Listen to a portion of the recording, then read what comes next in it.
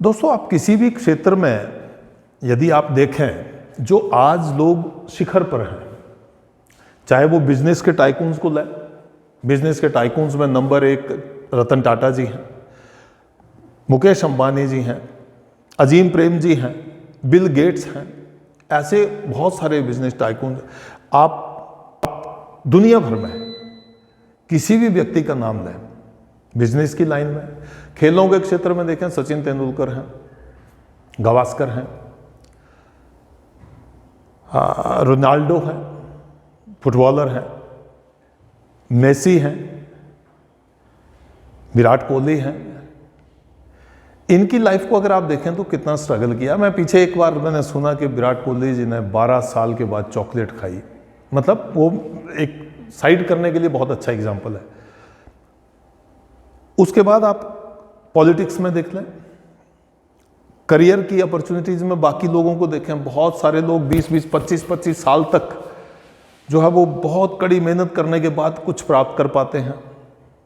उनके पीछे की जो एक शब्द है, एक वर्ड है, वो वर्ड बहुत सबको मतलब उसको अपने उसमें रखना है। और वो वर्ड क्या है जी? कंफर्ट जोन से बाहर आना। कंफर्ट जोन को छोड़ना, कंफर्ट जोन को छोड़ना, लीव द कंफर्टेबल जोन। दुनिया में मैंने कहा कि किसी भी फील्ड में, किसी भी क्षेत्र में, खेल के क्षेत्र में, राजनीति के क्षेत्र में, प्रोफेशन के क्षेत्र में, बिजनेस के क्षेत्र में, पढ़ाई के क्षेत्र में, आपने कंफर्टेबल जोन जब तक नहीं छोड़ोगे तब तक आप सक्सेसफुल होने के लिए ये आपके लिए डिस्टेंट ड्रीम बन जाएगा। हम सब के लिए डिस्टेंट ड्रीम है। आपको कंफर्टेबिलिटी छोड़नी पड़ेगी। आजकल माता पिता क्या करते हैं जी? पहले हम सुनते थे, अभी सुन रहे हैं हम कि पुरानी जनरेशन में देखिए जी क्या होता था। 6-6, 7-7 बच्चे होते थे परिवार में, और खाने के लिए बहुत कम संसाधन होते थे, परिवार में रहने के लिए बहुत कम संसाधन थे, और अन्य जो आर्थिक संसाधन थे बहुत कम थे, लेकिन जीवन सुखी था।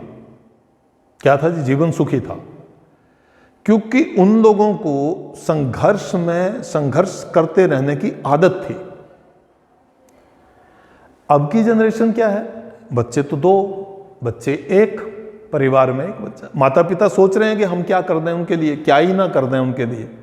उनको ठंड नहीं लगनी चाहिए, उनको गर्मी नहीं लगनी चाहिए, उनको भूख नहीं लगनी चाहिए, उनको पसीना नहीं आना चाहिए, उनको मतलब उनको हमेशा कोजी उसमें रख रहे हैं। और उसको करके हम एक ऐसी जनरेशन को तैयार कर रहे हैं जो जनरेशन भविष्य में किसी भी छोटे से छोटे कष्ट को भी सहने के योग्य नहीं होगी। जितना हम शरीर और मन को कष्ट सहने लायक बनाते हैं, उतना हम पॉलिश होकर बाहर निकलते हैं। सबने बोला है, सबने सुना है कि सोना तपकर ही खरा बनता है, तपता है सोना, तब वो हमारे जेवर बनते हैं। वैसे ही यदि व्यक्ति संघर्ष नहीं करेगा, अगर व्यक्ति को कठिनाई का सामना नहीं करना पड़ेगा, अगर संसाधनों की तंगी का उसको एहसास नहीं होगा, तब तक वो वैल्यू नहीं करेगा उसको। और जब तक वैल्यू नहीं करेगा तब तक फिर वही स्थिति है कि आप कंफर्टेबल जोन में रहना चाहते हो और सक्सेस आपसे काफ़ी दूर छूट जाती है।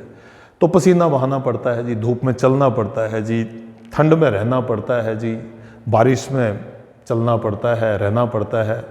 तब आदमी तप के संघर्ष से, संसाधनों की कमी के कारण जो उसके अंदर एक फीलिंग आती है, उस फीलिंग से वो उसको वैल्यू करना जानता है। तो वैल्यू करें। इस वीडियो में मेरा जो मतलब कहने का अर्थ है वो ये है कि हम अपने संसाधनों की वैल्यू करें, क्योंकि कुछ भी जिंदगी में फ्री नहीं मिलता है, कुछ भी जिंदगी में यूं ही नहीं मिलता है, उसके लिए बहुत संघर्ष है। हमारी पुरानी पीढ़ी ने, हमारे पुराने पूर्वजों ने संघर्ष किया तो हम यहाँ पे हैं। आज सब लोग बोलते हैं आज़ाद भारत है। आज़ाद भारत कराने के लिए कितने लोगों ने अपनी जान की आहुति दी है, कितने लोगों ने बलिदान दिया है। आज देश की सीमाएं सुरक्षित हैं तो कितने सैनिक जो हैं वो संघर्ष करते हैं, कितने सैनिक जो हैं वो अपनी इच्छाओं के विरुद्ध वहाँ पे डटे रहते हैं ताकि हम लोग आसानी से और सामान्य रूप से हम लोग आराम से रह सकें। तो संघर्ष को छोड़ना नहीं है, कंफर्टेबल जोन को छोड़ना है, संघर्ष को अपनाना है ज़िंदगी में। वही हमारे जीवन में हमें आगे ले जाने के लिए बहुत सहायक बनता है। कोई व्यक्ति कहते चांदी का चम्मच लेके पैदा हुआ है। आज वर्तमान में हमारे प्रधानमंत्री जी को अगर आप देखें तो संघर्ष किया है, देश के प्रधानमंत्री हैं। डॉक्टर एपीजे अब्दुल कलाम कहाँ से चले, एक मछुआरे के घर में पैदा होने के बाद देश के सर्वोच्च पद तक पहुंचे जी। पुराने उसमें चले जाएं तो महात्मा गांधी जी ने अपने तन के कपड़े सारे उतार दिए, क्योंकि उन्होंने देखा कि मेरे देश के लोगों के तन पर कपड़ा नहीं है, और उन्होंने उस दिन प्रण कर लिया कि मैं जब तक सबके तन पर कपड़ा नहीं होगा तब तक मैं कपड़े नहीं पहनूंगा। वो बैरिस्टर थे, वकील थे वो। पंडित जवाहरलाल नेहरू देश के पहले प्रधानमंत्री, और त्रिमूर्ति भवन जिनके नाम बनाया था प्रयागराज में, उन्होंने संघर्ष 9 साल तक जेल में रहे। सरदार वल्लभ भाई पटेल, मौलाना अबुल कलाम आज़ाद, लाल बहादुर शास्त्री जी, मतलब नदी को तैरकर पार करते थे वो। स्कूल जाने के लिए नदी तैरकर पार करते थे। देश के दूसरे प्रधानमंत्री लाल बहादुर शास्त्री जी। आप पूरा इतिहास उठा के देखें। आज हम इतिहास को जानना नहीं चाहते, संघर्ष को जानना नहीं चाहते, और सफलता के लिए आए दिन जो है वो शॉर्टकट अपना रहे हैं। शॉर्टकट से ज़िंदगी में सफलता नहीं मिलती है, वो कुछ समय के लिए होती है, लेकिन उसके पीछे की बहुत सारी कहानियां जो है वो बाद में उजागर होती हैं, जो बड़ा कष्ट देती हैं।